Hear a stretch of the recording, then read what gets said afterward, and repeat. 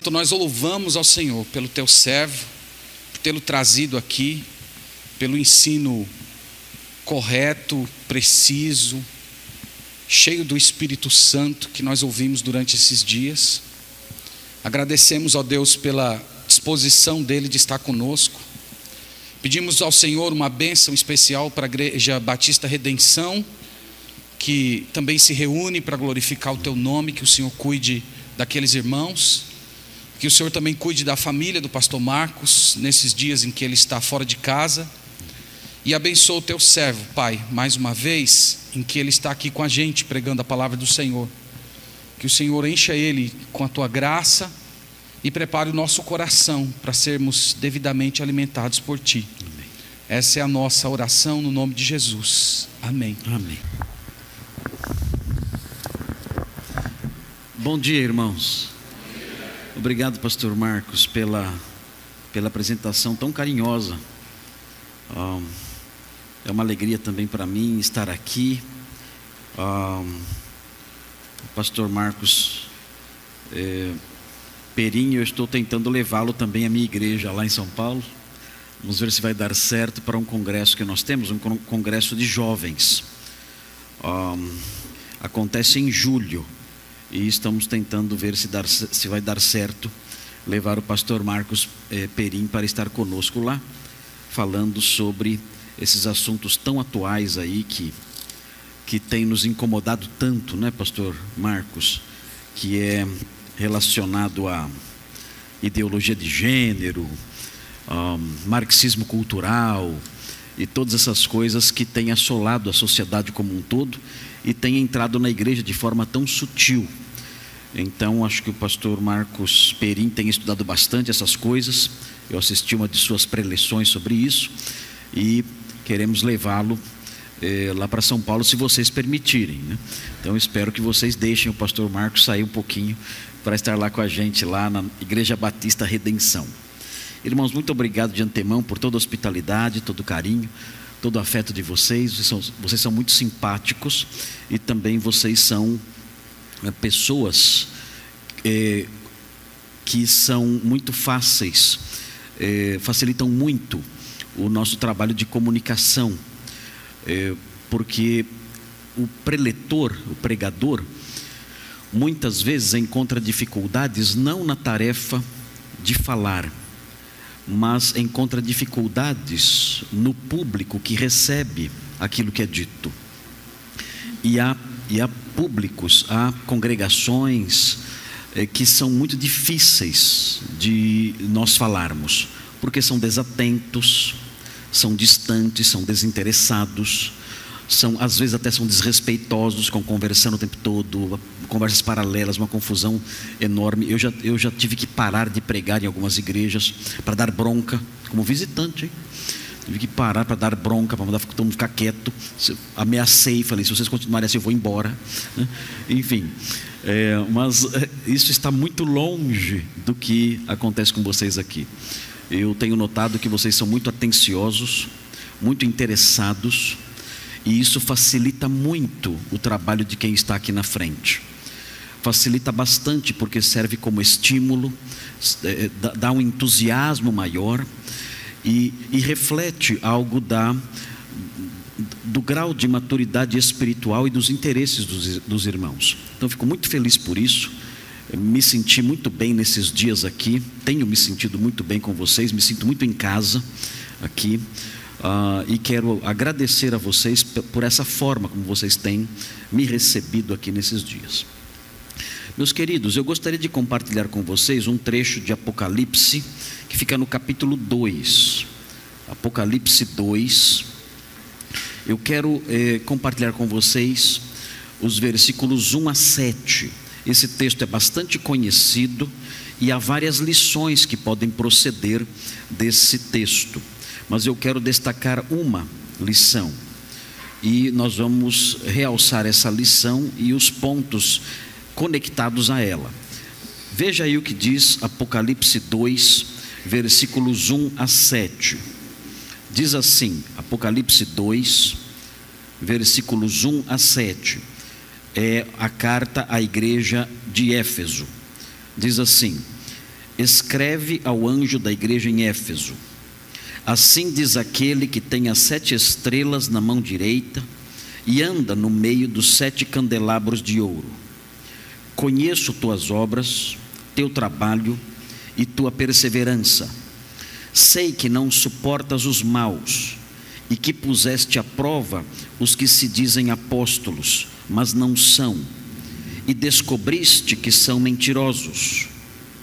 Tens perseverado e sofreste por causa do meu nome, e não te desanimaste.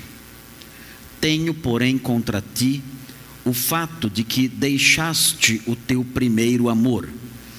Lembra-te, pois, de onde caíste, arrepende-te e volta às obras que praticavas no princípio. Se não te arrependeres, logo virei contra ti e tirarei o teu candelabro do seu lugar. Mas tens a teu favor que odeias as obras dos nicolaítas, as quais eu também odeio. Quem tem ouvidos, ouça o que o Espírito diz às igrejas. Ao que vencer, eu lhes darei comer da árvore da vida que está no paraíso de Deus. Irmãos, o livro do Apocalipse, os irmãos sabem, os irmãos já devem ter recebido essas informações em seus estudos pessoais, em seus estudos particulares, ou mesmo aqui na igreja. O livro do Apocalipse foi escrito por João, filho de Zebedeu, e ele foi o último dos apóstolos a morrer. Nós vemos a autoria do Apocalipse no primeiro versículo do livro. Você pode ler aí: revelação de Jesus Cristo, que Deus lhe deu para mostrar a seus servos as coisas que em breve devem acontecer. Ele enviou o seu anjo para anunciar a seu servo João. Este João é João, filho de Zebedeu, e é o autor do livro. Nós aprendemos que João teve suas visões do Apocalipse quando ele estava exilado na ilha de Patmos. É o que mostra aí o versículo 9. Versículo 9 diz: eu, João, vosso irmão e companheiro na tribulação, no reino e na perseverança em Jesus, estava na ilha de Patmos, por causa da palavra de Deus e do testemunho de Jesus. Ele estava exilado na ilha de Patmos ao tempo do imperador Domiciano, e isso deve ter acontecido por volta do ano 95 da era cristã. Então Apocalipse está aí entre os livros mais recentes do Novo Testamento, o último livro talvez a ser escrito no Novo Testamento. O livro do Apocalipse, escrito por João, perseguido pelo imperador Domiciano já no final do primeiro século. E por que esse livro foi escrito? Este livro, evidentemente, nós sabemos, grande parte deste livro narra um evento que sobrevirá ao mundo, que é denominado a Grande Tribulação. A maior parte deste livro trata disso. Quando nós olhamos a partir do capítulo 5, nós vemos, e em especial logo depois da abertura dos selos no capítulo 5, nós vemos que o texto passa a narrar um período de bastante agitação mundial e sofrimento mundial. É a grande tribulação que é narrada até o capítulo 19. Então praticamente o livro inteiro trata sobre a grande tribulação. O texto só deixa de falar sobre a grande tribulação no finalzinho do capítulo 19, quando fala sobre a volta de Cristo, que põe fim à tribulação. E depois segue falando sobre o milênio no capítulo 20 e termina descrevendo o novo céu e a nova terra nos capítulos 21 e 22. Mas o tema principal do Apocalipse é a grande tribulação. Os capítulos 6 até o 19 tratam desse assunto. É por isso que nós olhamos para os capítulos 6 até o 19 como coisas que ainda vão acontecer. nós não lemos os capítulos 6 a 19 como capítulos que descrevem a realidade presente, e nem lemos os capítulos 6 a 19 como capítulos que descrevem o que aconteceu ao longo da história. Existem interpretações, existem modos de ler o texto do Apocalipse que adotam essa postura, adotam esse método, que diz o seguinte: olha, o Apocalipse deve ser lido dentro de um sistema historicista, que vai narrando o que aconteceu ao longo de toda a história, ou os diversos ciclos aí da história, ou os diversos eventos da história que narram o bem, a luta do bem contra o mal, de maneira que o que está acontecendo aqui nos capítulos 6 a 19 são coisas que podem se encaixar, e muitas vezes se encaixam exatamente na realidade que estamos vivendo agora. Nós não pensamos dessa forma, nós não vemos assim o Apocalipse. Nós vemos o Apocalipse como um livro predominantemente profético, apontando para o futuro, para coisas que nós não estamos vivenciando agora. O texto fala sobre o surgimento do anticristo, fala da perseguição daqueles que crerem em Cristo por causa de decretos, de determinações do anticristo e dos seus seguidores, e vai narrando essas coisas todas. Isso tudo vai acontecendo no Apocalipse, e nós sabemos então, estudando a profecia bíblica, que isso está reservado para um futuro que nós não sabemos ao certo quando é. O que nós temos ensinado, e os irmãos têm aprendido aqui com o pastor Marcos Perim, com outros pregadores têm vindo aqui, o que nós temos ensinado é que a igreja de Cristo será arrebatada antes que os eventos da grande tribulação tomem lugar na história. Nós adotamos uma postura teológica chamada pré-tribulacionismo. Nós acreditamos que antes dos eventos do capítulo 5, 6 e aí seguindo até o 19 acontecerem, nós cremos que a igreja será removida da terra. E nesse tempo então Deus tratará diretamente com Israel e com toda a humanidade, e a igreja nesse período estará desfrutando do que é chamado de as bodas do Cordeiro. E depois, quando o Senhor voltar, no capítulo 19, como é descrito aqui, nós voltaremos com Ele, para reinar com Ele durante os 1000 anos.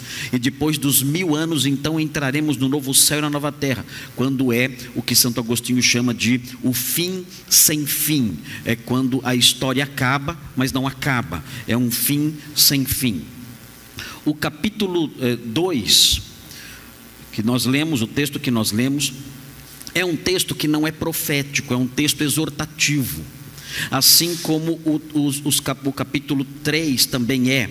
O capítulo 3 também tem diversas cartas dirigidas às igrejas, e são textos exortativos. O propósito geral do livro, o propósito amplo do livro, maior do livro, parece ser o seguinte: é claro que há outros propósitos, mas parece que o propósito principal, o propósito geral do livro é mostrar para as igrejas de todas as épocas, mesmo apontando eventos que ainda estão no porvir, mostrar que a igreja deve perseverar, porque a vitória do Senhor sobre o mal é certa.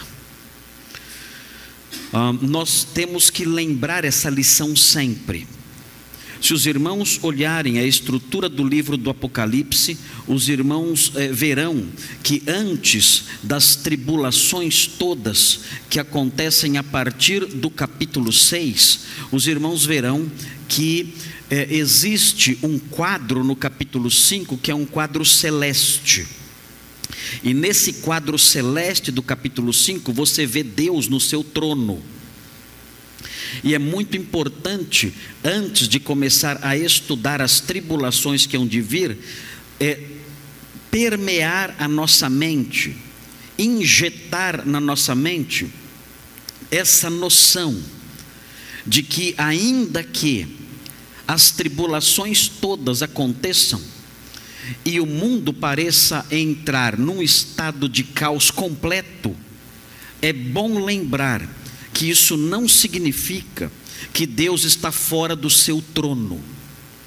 É por isso que, antes da descrição do caos completo que sobrevirá ao mundo, o Apocalipse coloca no capítulo 5 a visão de Deus no seu trono, para que a igreja nunca se esqueça disso. Olha, quando as coisas estiverem simplesmente fora do lugar, tudo desabando, tudo sendo destruído, lembrem-se, Deus sempre está no seu trono, controlando tudo. Isso vai acontecer no tocante à grande tribulação, quando o mundo entrar num colapso terrível. Isso vai acontecer, Deus estará no seu trono, mesmo quando parece que Ele não está, Ele estará no seu trono, e Ele permanece no seu trono agora também. Mesmo quando hoje as igrejas passam por problemas, por dificuldades, a nossa vida particular muitas vezes parece estar fora dos eixos, nós não podemos esquecer a lição preciosa de que mesmo quando as tribulações nos sobrevêm, Deus está no seu trono. Temos que aprender isso, temos que estar alertas para essa lição. O capítulo 2, o texto que nós lemos, é uma carta dirigida à igreja de Éfeso. E a cidade de Éfeso ficava na Turquia, na parte mais ocidental da Turquia, próximo ao mar Egeu. E essa cidade, os irmãos devem saber pela leitura do livro de Atos, essa cidade era o centro da adoração pagã, a deusa chamada Diana. Eles tinham nessa cidade um grande templo, o templo principal de Diana, conhecida como a deusa Diana dos Efésios. E eles acreditavam que essa deusa tinha enviado para eles uma imagem que tinha caído do céu. Eles tinham essa imagem ali, criam que era a imagem de Diana e adoravam essa imagem ali em Éfeso. Certamente era um meteoro que havia caído ali, e eles viram naquele meteoro algum formato ali humano e acreditaram que era uma imagem da deusa Diana dos Efésios, e a chamaram assim, Diana dos Efésios, e começaram então a adorá-la, e aquela cidade se tornou um grande centro de adoração dessa deusa. E evidentemente a igreja fixada nessa cidade era uma igreja que tinha problemas terríveis para serem enfrentados, porque existiam muitos sacerdotes de Diana dos Efésios ali, estimulando esse tipo de culto. E esse tipo de culto fazia com que a cidade progredisse economicamente. Muitas pessoas iam para lá. E o fato das pessoas irem para lá fazia com que a cidade se movimentasse bastante. Pessoas iam e vinham, gastavam dinheiro ali, o comércio florescia, a cidade prosperava. Além disso, existia também na cidade o culto do imperador, e isso atraía mais pessoas ainda para aquela cidade. O culto do imperador fazia também com que o comércio florescesse e a igreja prosperasse. E a igreja cristã presente ali em Éfeso tinha que lidar com essa cultura tão corrompida. E mais, Éfeso era um alvo, parece que especial, dos falsos mestres. O apóstolo Paulo, quando se despediu dos pastores da igreja de Éfeso, quando ele estava se despedindo desses pastores, ele ficou em Éfeso 2 anos, quando ele estava se despedindo deles, ele disse o seguinte: eu sei que depois da minha partida surgirão entre vós lobos vorazes, que não pouparão o rebanho. Eu sei que entre vocês esses lobos surgirão, e eles não vão ter pena do rebanho e vão tentar destruir o rebanho. O apóstolo Paulo sabia disso, ele via que em Éfeso existia um potencial muito grande para o florescimento de heresias, para o florescimento de falsos mestres. A própria realidade cultural da cidade favorecia isso. Por quê? Porque é mais fácil você ceder às pressões de uma cultura anticristã do que você fazer frente a ela. Você fazer frente a uma cultura anticristã, você ganha inimigos. Você passa a ser perseguido, você passa a ser odiado pelas pessoas, você passa a ser alvo de hostilidades. E quando você então negocia os seus princípios, quando você negocia suas crenças dentro de uma cultura anti-Deus, isso torna a sua vida mais fácil. Então, numa sociedade marcantemente anti-Deus, marcantemente pagã, é mais fácil ser um cristão de uma categoria diferente. você abraçando certos sistemas, abraçando certos comportamentos que não entrem em choque com a cultura dominante. E parece que em Éfeso isso acontecia. Falsos mestres surgiam, fazendo propostas de um cristianismo mais fácil de ser vivido, fazendo propostas de um cristianismo mais flexível, que podia dialogar, que podia conversar de modo mais pacífico com a cultura pagã, com a cultura imoral, com a cultura corrupta ali daquela cidade. Os irmãos, olhando para esta carta, no capítulo 2, versículos 1 a 7, existem nessa carta diversas lições, mas eu gostaria de apontar para os irmãos uma lição em particular, uma lição específica que pode emanar desta carta. E essa lição que eu quero frisar para vocês é a seguinte: a igreja livre do juízo divino.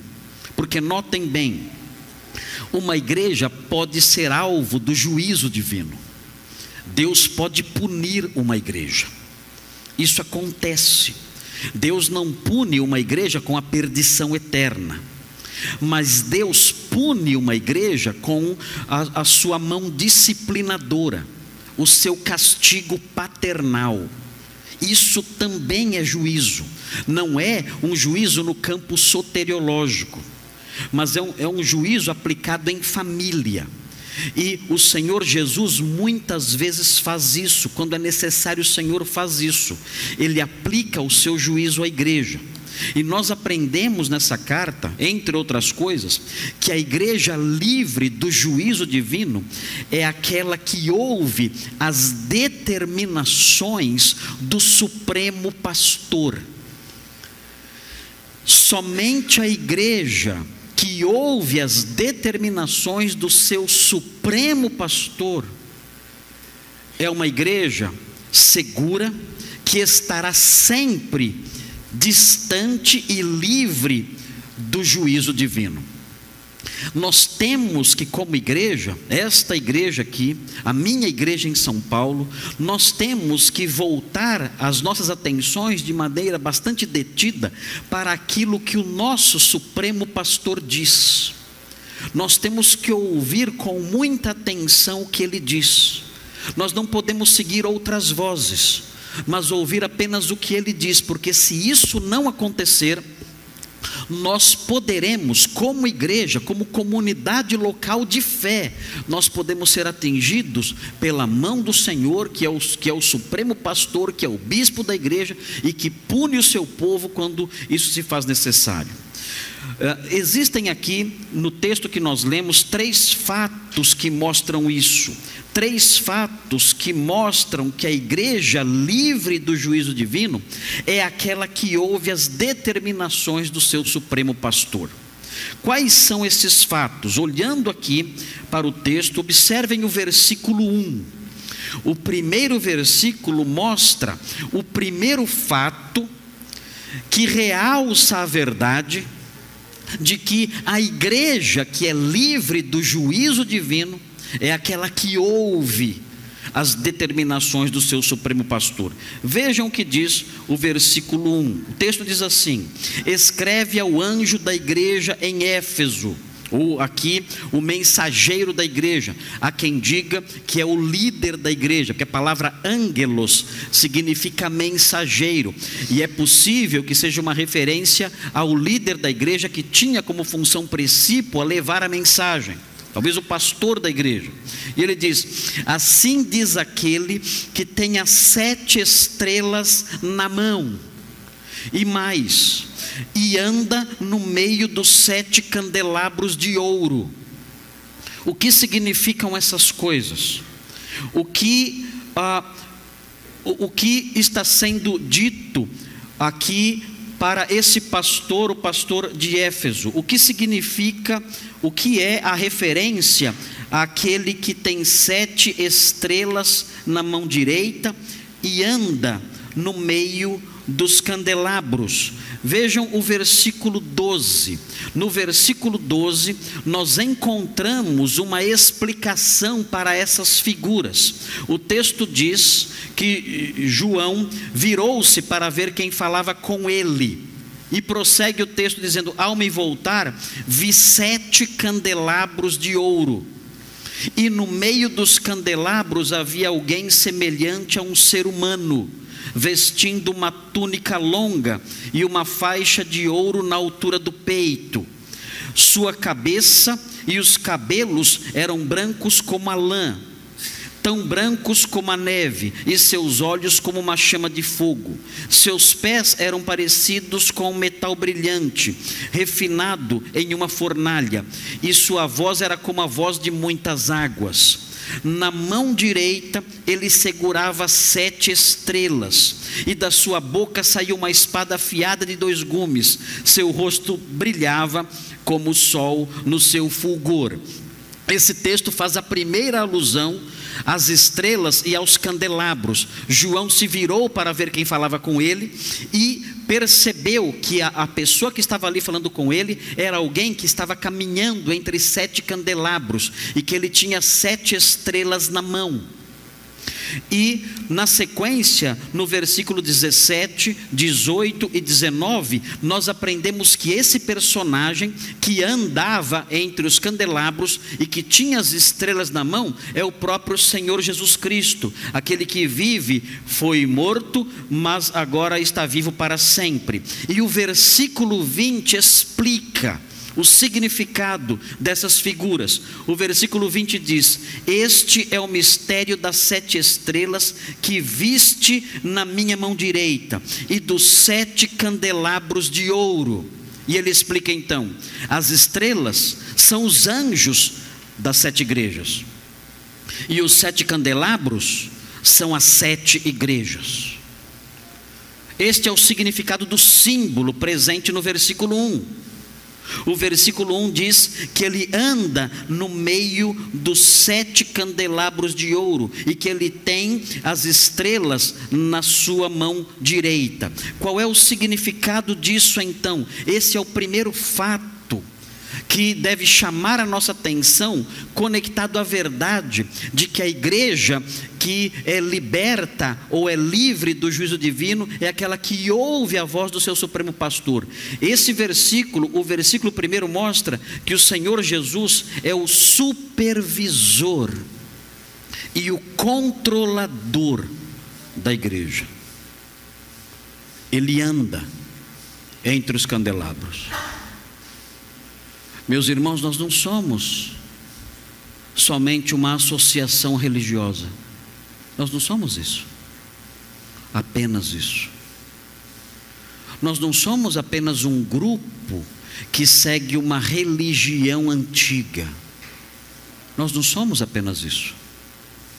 Nós não somos uma sociedade batista que segue alguns rituais e algumas tradições. Nós não somos meramente os proponentes de certas doutrinas fundamentadas na Bíblia. Nós não somos somente isso. Quando nós olhamos para um versículo como esse, nós aprendemos que nós somos o alvo da supervisão do próprio Senhor. Esse texto mostra o Senhor andando entre os candeeiros. E os candeeiros são as igrejas. Vocês são, esta igreja é um candeeiro que tem a responsabilidade de iluminar a escuridão. E o Senhor Jesus acredita nisso.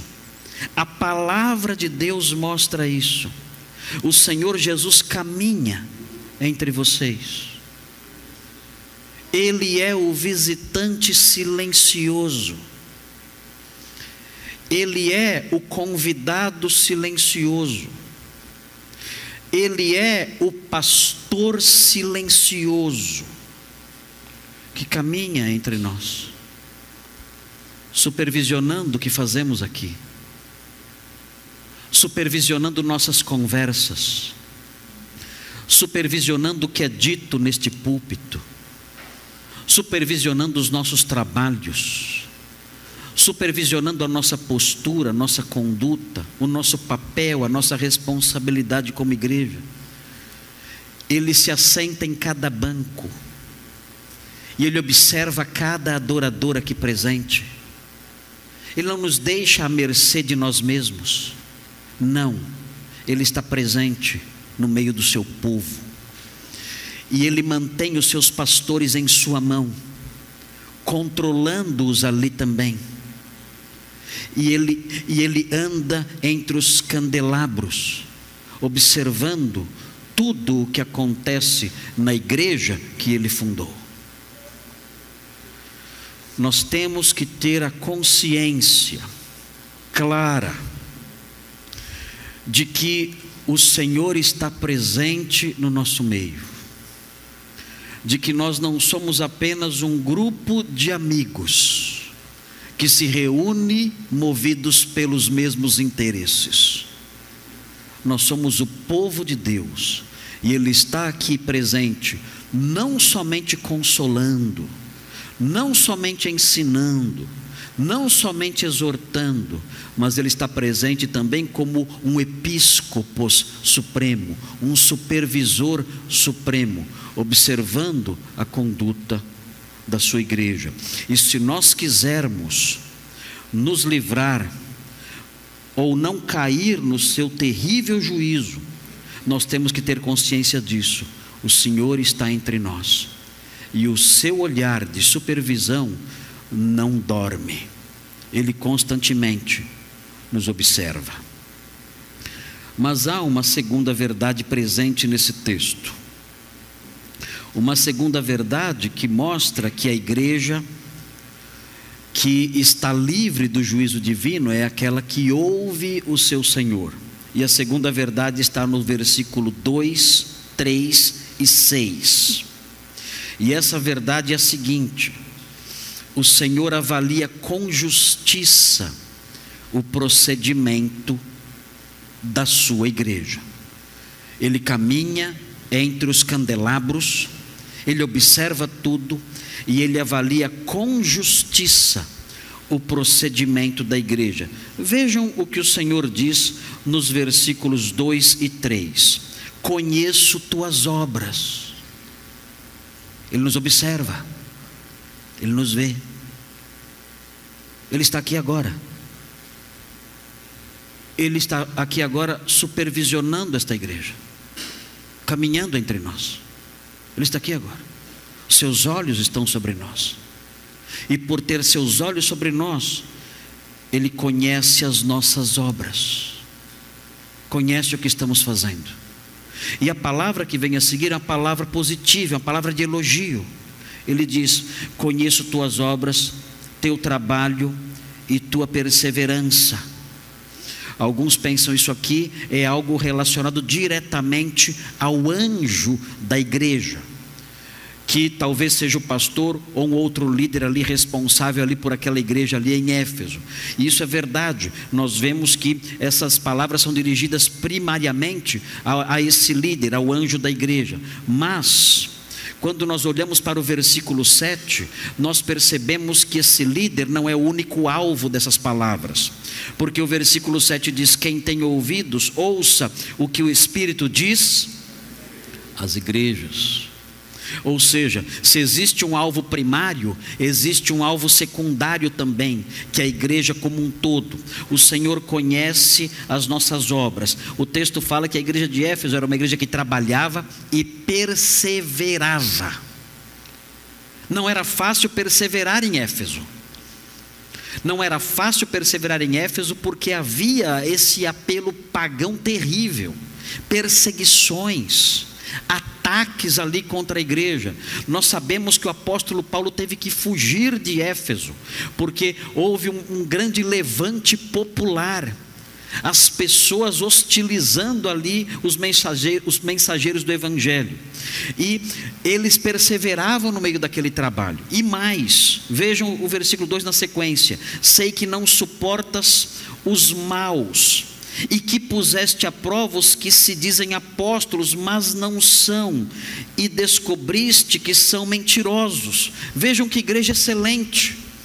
Era uma igreja que tinha uma capacidade muito grande de detectar os falsos mestres. Nem toda igreja tinha essa habilidade. As igrejas da Galácia, por exemplo, não tiveram essa habilidade.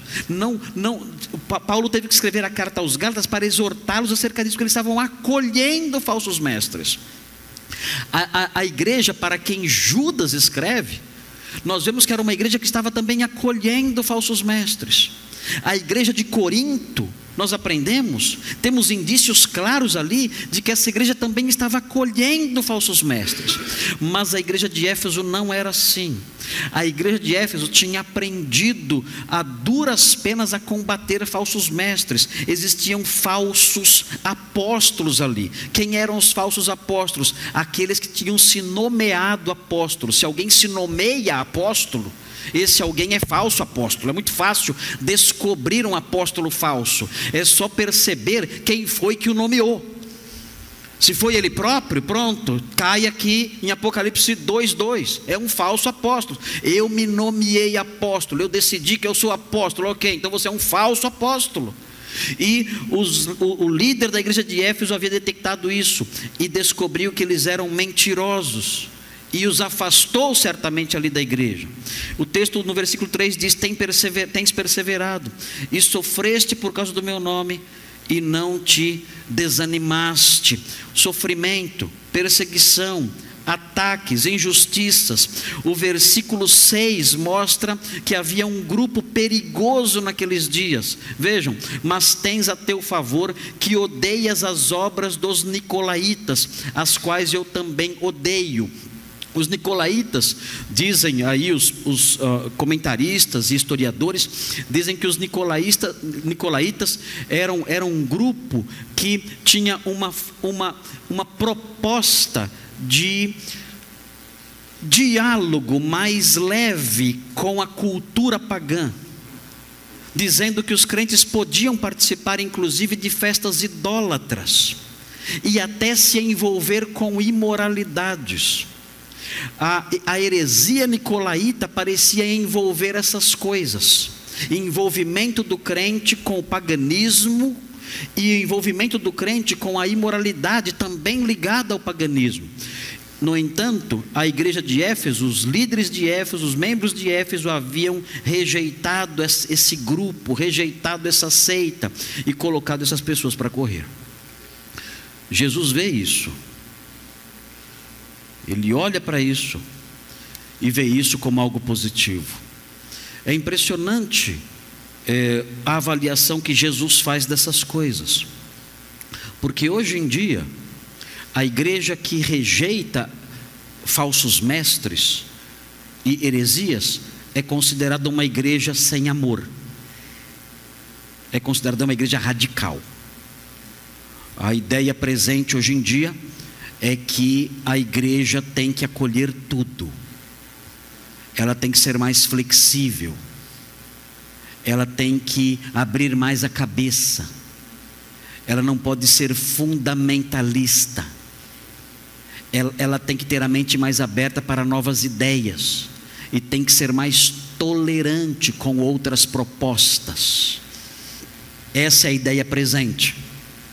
E se uma igreja não tem essa postura, muitos líderes evangélicos condenam essa igreja, dizendo que ela é fundamentalista e radical. Quando nós olhamos esse texto, nós percebemos que esse tipo de igreja é exatamente o tipo de igreja que agrada ao Senhor. O Senhor quer que a igreja seja assim. O Senhor quer que a igreja diga não aos falsos mestres.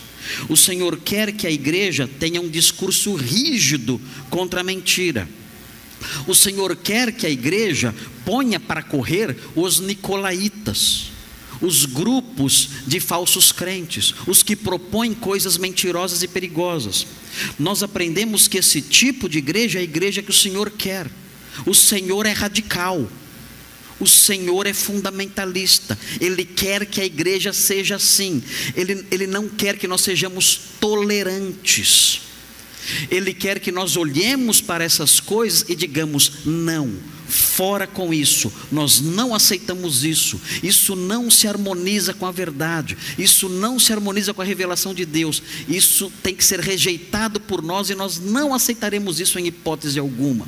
É essa a igreja que o Senhor quer. O Senhor avalia a igreja de Éfeso, vê esse traço nessa igreja e elogia essa igreja por isso, e é assim que nós devemos ser também. Esses pontos positivos de Éfeso devem ser imitados por nós. O Senhor, avaliando a sua igreja, caminhando por sua igreja, ao redor da sua igreja, por entre o seu povo, o Senhor percebe essas coisas positivas e o Senhor estimula essas coisas. Mas existe um terceiro fato aqui.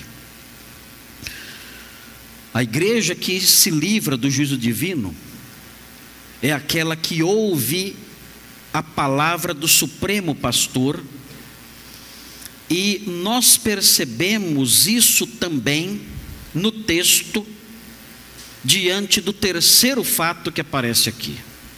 E o terceiro fato está nos versículos 4 e 5. O texto diz assim: tenho, porém, contra ti o fato de que deixaste o teu primeiro amor. O que aconteceu com a igreja? Essa igreja tinha sido uma igreja muito firme na batalha contra os falsos mestres. Muito firme. Ela tinha brigado muito contra os falsos mestres. E enquanto ela brigou com os falsos mestres, ela foi se embrutecendo. Ela foi se tornando uma igreja dura. Foi se tornando uma igreja amarga. Foi se tornando uma igreja agressiva. Não havia simpatia entre os irmãos. Não havia uma postura serena, longe da aspereza. Não havia a ausência de aspereza, a docilidade. Essas coisas tinham desaparecido da igreja. Na luta contra o mal, na luta contra os falsos mestres, eles tinham se embrutecido. E isso pode acontecer com uma igreja. Uma igreja pode ser tão zelosa, tão firme ali contra a mentira, que o seu coração começa a se tornar cheio de rancor. Na batalha, ele começa a desenvolver certos rancores, certos ódios, certas mágoas, certas amarguras. A batalha é tão dura, a batalha é tão pesada, a batalha é tão amarga, os ataques são tão pesados, ele tem que resistir com tanta força, que o crente acaba se tornando um homem mal-humorado, amargo, áspero. E foi isso que aconteceu em Éfeso. Eram crentes assim. Eles eram firmes contra a doutrina mentirosa, mas essa firmeza tinha produzido neles um coração em que não havia docilidade, afeto e brandura. É um perigo terrível isso.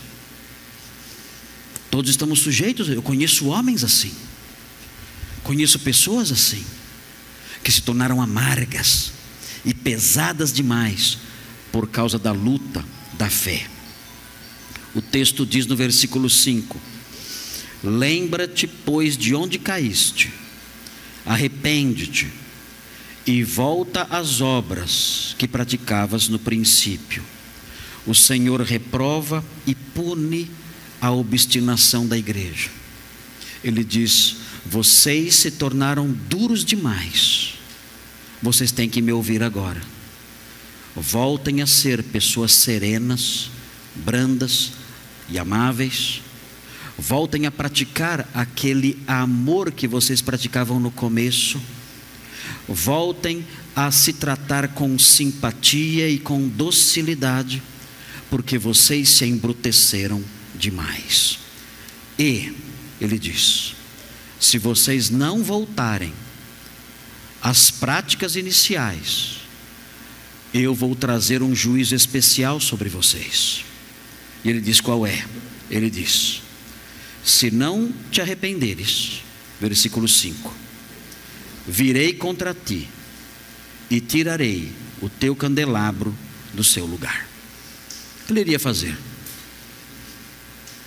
Já viram isso acontecer alguma vez? Ele ia pegar o candelabro. E o que é o candelabro? A igreja.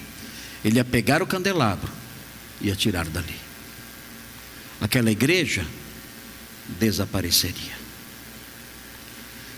É o juízo de Jesus contra a igreja que não ouviu a sua voz.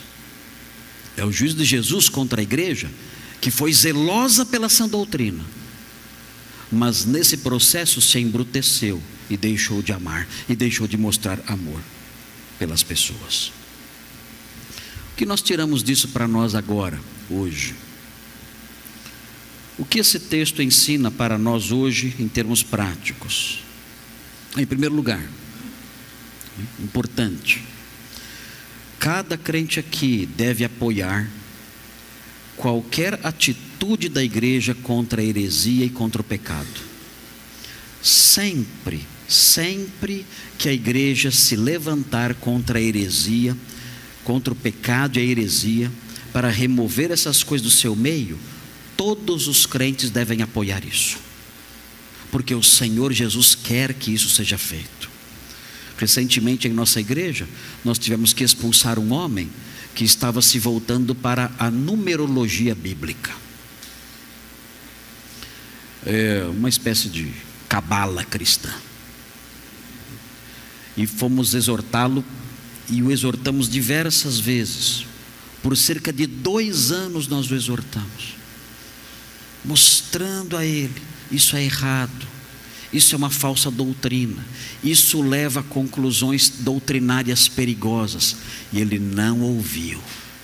Então nós reunimos a igreja, expusemos o problema, e ele foi expulso da igreja pelo ensino, por ter adotado e abraçado heresias, doutrinas falsas. E a igreja viu aquilo tudo e disse: nós não podemos tolerar isso no nosso meio. E o Senhor Jesus aprova essa postura. O Senhor aprova essa rigidez.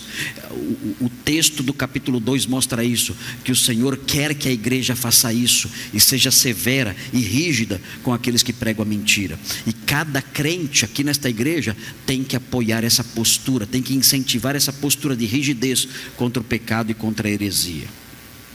Segunda aplicação, segunda lição importante para nós: cada crente tem que ter cuidado para que nessa luta contra o mal e a mentira, o seu coração não se embruteça e você se esfrie no amor, tornando-se amargo.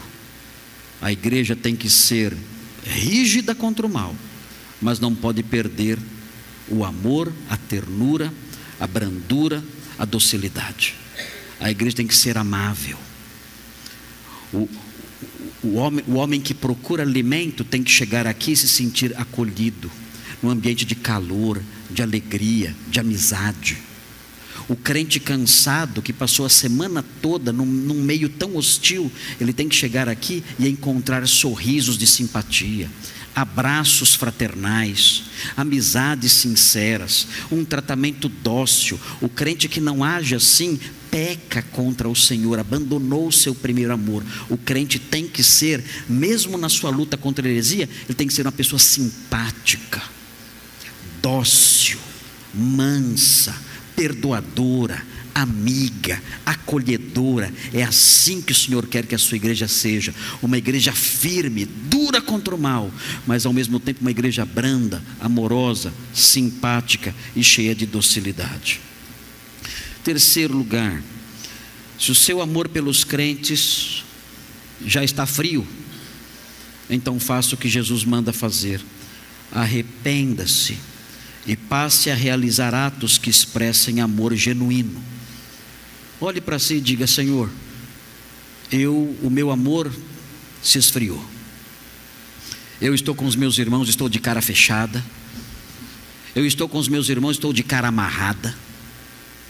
Eu chego na igreja, sou o último a chegar, o primeiro a sair.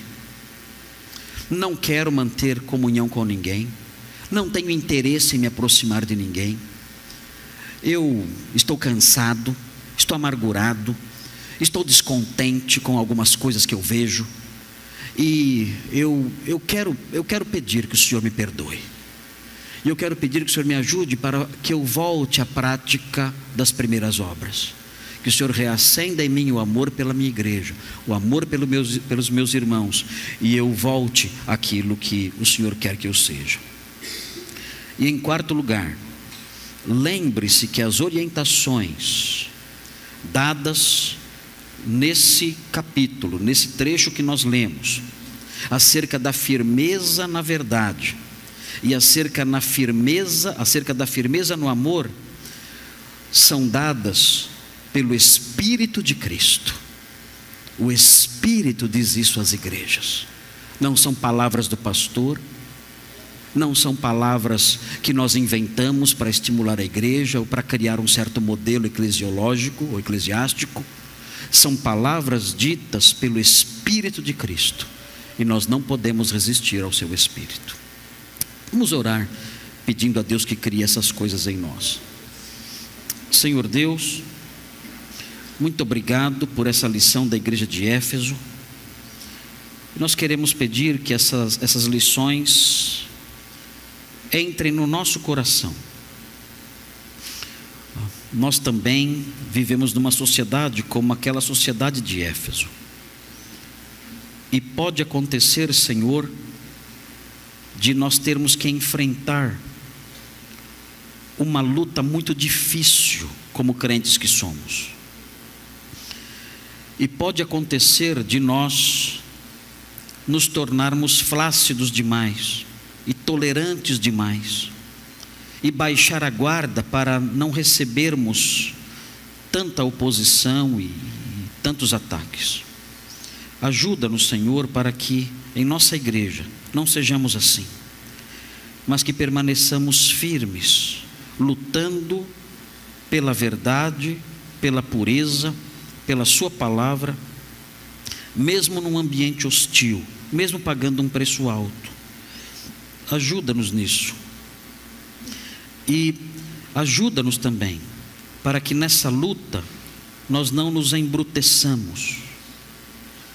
Guarda o nosso coração, para que mesmo agindo com firmeza contra o mal, o nosso coração permaneça terno, seja marcado por um amor verdadeiro, a fim de que o Senhor se agrade de nós como igreja sua. Nós sabemos que o Senhor caminha entre nós, caminha no nosso meio. O Senhor é o supremo pastor, o bispo supremo. Pedimos, ó Deus, que a consciência dessa realidade faça com que hajamos assim, lutando contra a mentira, sem perder o amor verdadeiro. Pedimos essas bênçãos em nome de Jesus. Amém.